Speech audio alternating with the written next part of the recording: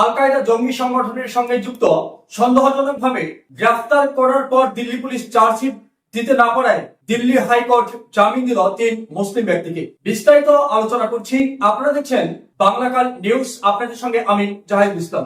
Delhi high court মঙ্গলবার AQIS Jharkhand প্রশিক্ষণ module মামলার অভিযুক্ত 3 মুসলিম ব্যক্তিকে জামিন দিয়েছে। পুলিশ অভিযুক্তদের বিরুদ্ধে উপযুক্ত কোনো তথ্য প্রমাণ দিতে না পারায় এ রায় বলে জানা গেছে। সোমবার দিল্লি পুলিশ পাতিলি হাউস কোর্টে এই মামলায় মোট 8 জনের বিরুদ্ধে চার্জশিট দাখিল করে। 2024 সালের আগস্ট মাসে দিল্লি, ঝাড়খণ্ড, উত্তরপ্রদেশ এবং রাজস্থান পুলিশের যৌথ অভিযানে মোট 12 জনকে গ্রেপ্তার করা হয়েছিল।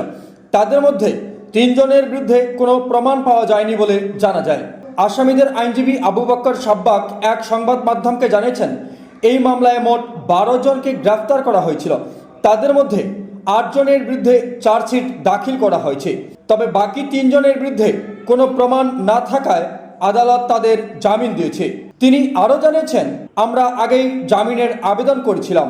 সাধারণত চার্জশিট দাখিলের সময়সীমা 90 দিন, কিন্তু ইউএপি এর অধীনে এই সময়সীমা আরও 90 দিন বাড়ানোর সুযোগ রয়েছে।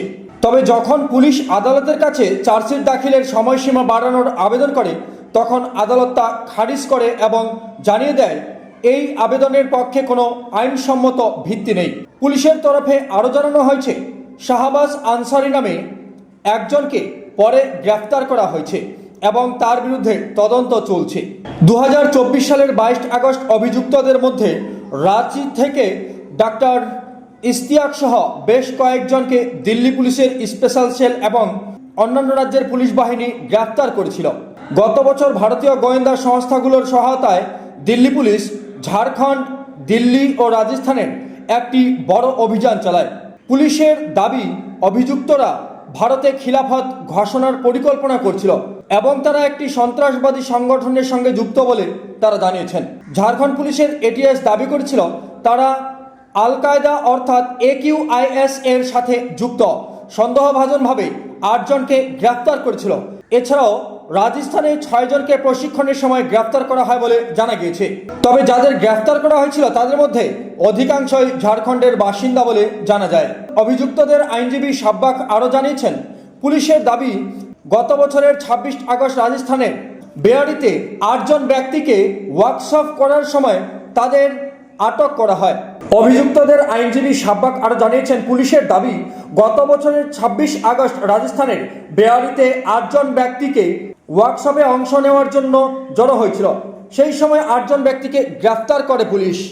গোপন সূত্রে অভিযান চালিয়ে এই 8 জনকে আটক করা সম্ভব হয়েছিল বলেও জানা যায়। অভিযানে 8 জনের মধ্যে 2 জন পালিয়ে যান আর বাকিদের গ্রেফতার করা হয়। একইভাবে ঝাড়খণ্ডের হাজারিবাগ জেলা ও অন্যান্য জায়গায় এটিএস পুলিশের সহায়তায় আরও 5 জনকে গ্রেফতার করে, যাদের মধ্যে ডাক্তার ইশতিয়াকও ছিলেন। 3 জন অভিযুক্তের জামিন পাওয়ার বিষয়টি এই মামলার তদন্তে দিল্লি পুলিশের ব্যর্থতা প্রকাশ্যে এনেছে বলেও মনে করা হচ্ছে। তবে বাকি অভিযুক্তদের ভবিষ্যৎ এখনও অনিশ্চিত।